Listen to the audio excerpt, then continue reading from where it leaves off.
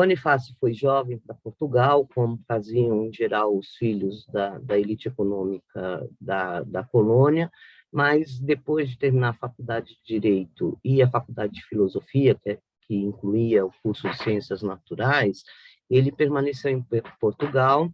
Ele se especializou em mineralogia, portanto, ele era, sim, um acadêmico no sentido da época e era um cientista, se tornou um cientista renomado, numa área que era muito importante na época, que era a área de mineralogia. Ele acabou trabalhando muito com a exploração de carvão, de ferro. Então, ele era um cientista, mas ser um cientista na época, na concepção do Bonifácio, como de outros ilustrados, significava colocar o seu saber a favor de um desenvolvimento da nação, vamos dizer assim. Então, ele era cientista, mas ocupou muitos cargos públicos no governo português, cargos ligados cargos ligados a essas atividades de mineralogia, mas eram cargos públicos. Portanto, ele, de alguma forma, já estava envolvido com a política no tempo que ele passou em Portugal. Ele também escreveu muitos textos fazendo propostas de modernização em diversas áreas da economia, não só portuguesa, mas também da economia da América portuguesa.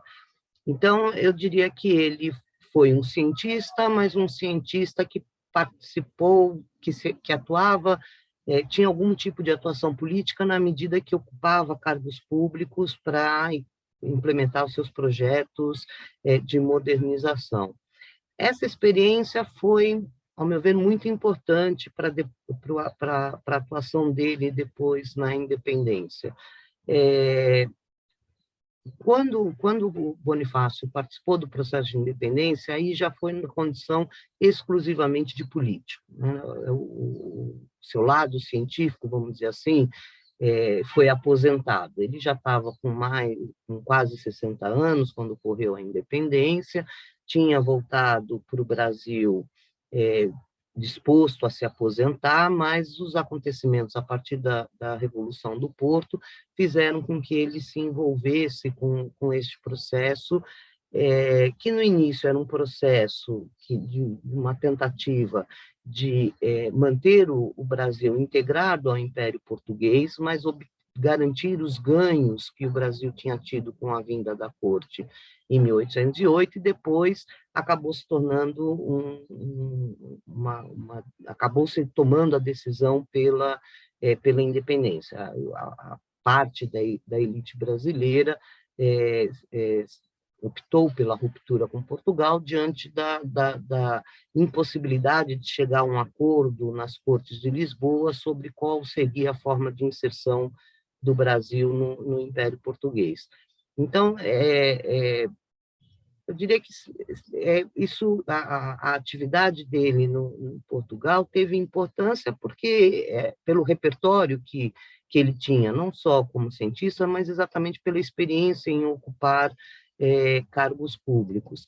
Teve importância na medida em que ele atuou em termos de articulação com a regência do Dom Pedro no Brasil, depois da Revolução do Porto, uma articulação política que também se beneficiou da experiência que ele tinha em cargos públicos em Portugal.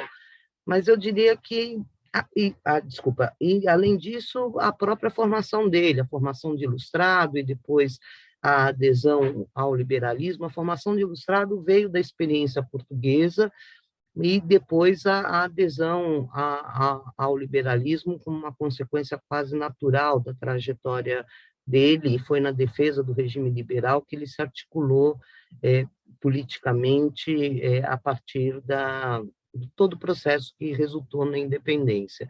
Então, acho que essa experiência, sim, teve influência e foi importante para ele. Bom, o Bonifácio, já antes da independência, ele tinha uma visão do que deveria ser o Brasil integrado a Portugal e depois da independência o que deveria ser esse novo país, porque fazer a independência significa isso, construir um novo país, construir um novo Estado nacional, e o Bonifácio tinha muito claro, isso aparece de forma evidente nos escritos que ele deixou, ele tinha uma visão muito clara sobre que nação deveria ser construída. Ele entendia que a nação deveria ser uma nação que estivesse de acordo com o que ele considerava o repertório da civilização ocidental, e civilização ocidental, para ele, como para a elite branca em geral, na América, era a Europa. Então, ele tinha um projeto de viabilizar um Estado nacional, e para isso eram precisas reformas profundas. Não seria, na visão dele, não seria possível um novo país com escravidão. A escravidão era um empecilho para ele em diversos sentidos. A escravidão era um empecilho porque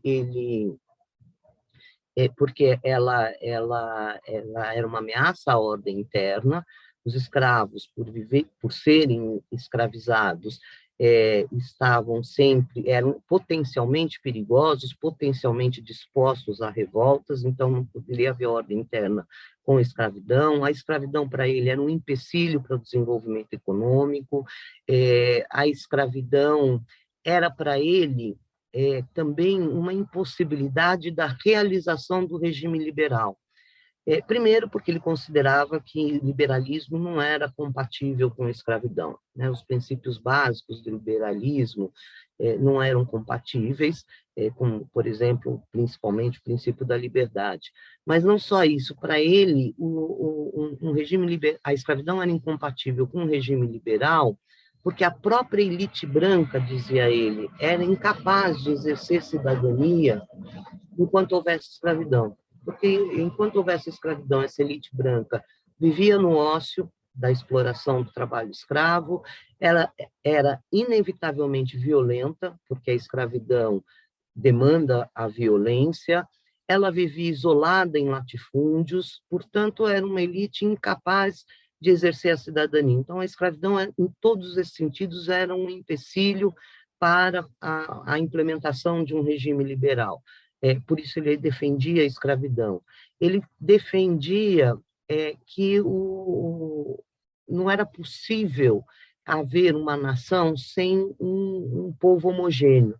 Então, ele defendia a criação do que ele chamava de uma raça brasileira, que fosse um povo homogêneo, que compartilhasse dos mesmos valores, dos mesmos nos mesmos padrões de comportamento,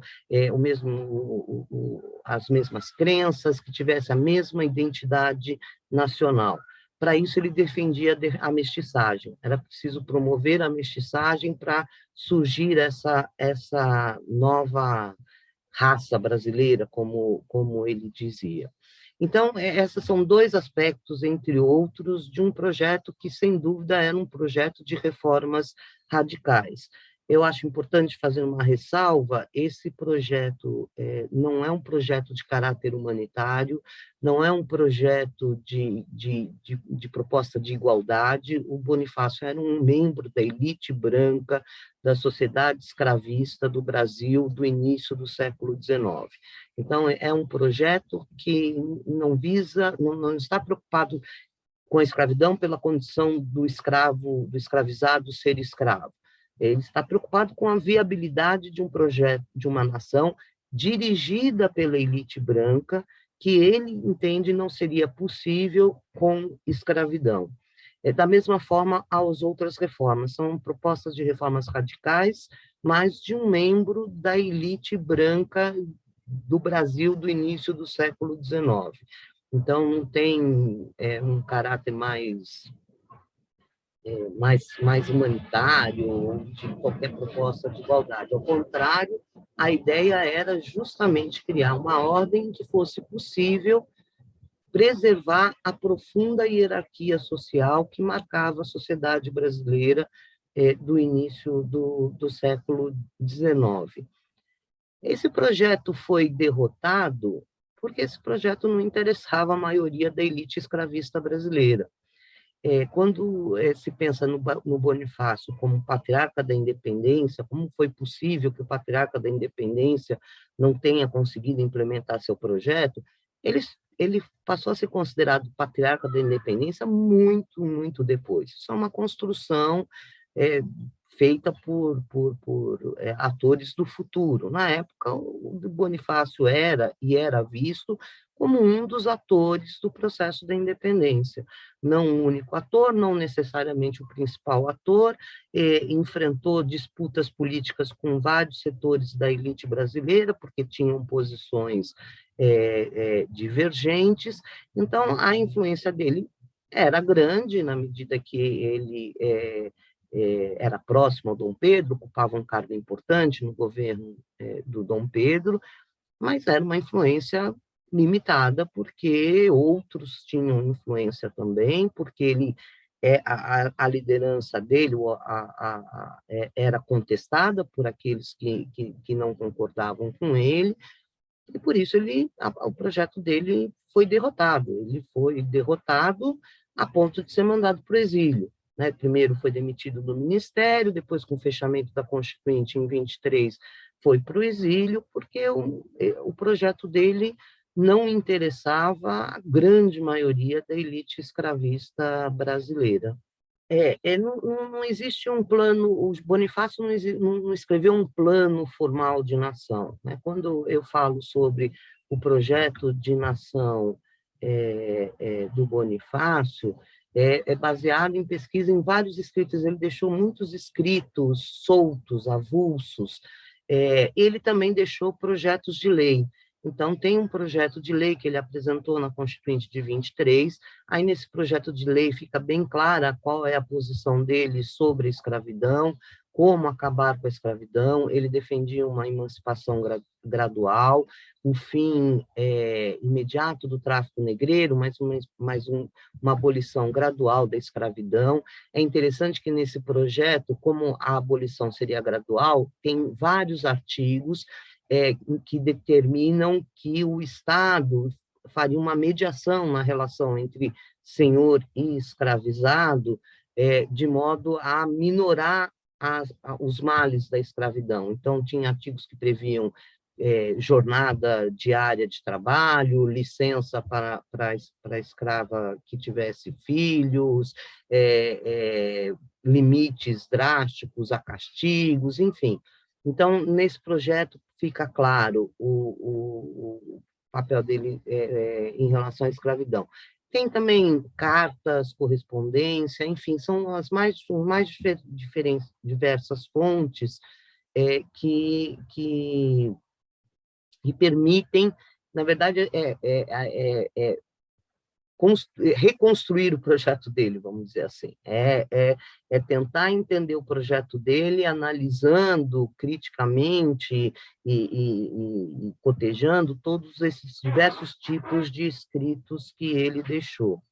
Eu entendo que o projeto do Bonifácio é um projeto que foi derrotado pela própria contradição do José Bonifácio. Ele como membro da elite branca do início do século XIX, entendia que um novo país deveria ser construído pelos homens mais ilustrados da elite. E, portanto, ele deveria convencer, ou tentou convencer esses membros da elite branca de que o projeto dele, Bonifácio, era o projeto que atendia os interesses da própria elite. O que ele tentou fazer, olha, é assim que a gente vai conseguir construir uma nação em que se mantenha a ordem interna, a hierarquia, em que a gente tenha controle político. Para isso, nós precisamos fazer essas reformas. Só que a elite branca brasileira do início do século XIX sabia muito bem quais eram os interesses dela, sabiam que os interesses passavam pela manutenção da escravidão, que a mestiçagem como base desse povo brasileiro para essa elite branca era inaceitável. Então, ele tentou convencer uma elite de quais seriam os seus reais interesses, e a elite sabia quais eram os seus reais interesses. E, por isso, foi contra o projeto dele, por isso o projeto dele foi derrotado. A outra alternativa que existiria, em tese, seria se ele apelasse para outros setores sociais. Mas o Bonifácio jamais faria isso, né? Eu insisto, como um homem membro da elite branca do século XIX, ele tinha absoluta convicção que todo esse processo tinha que ser dirigido pela própria elite. Seria inaceitável apelar para outros setores sociais. Portanto, ele acabou isolado e com isso o seu projeto acabou derrotado.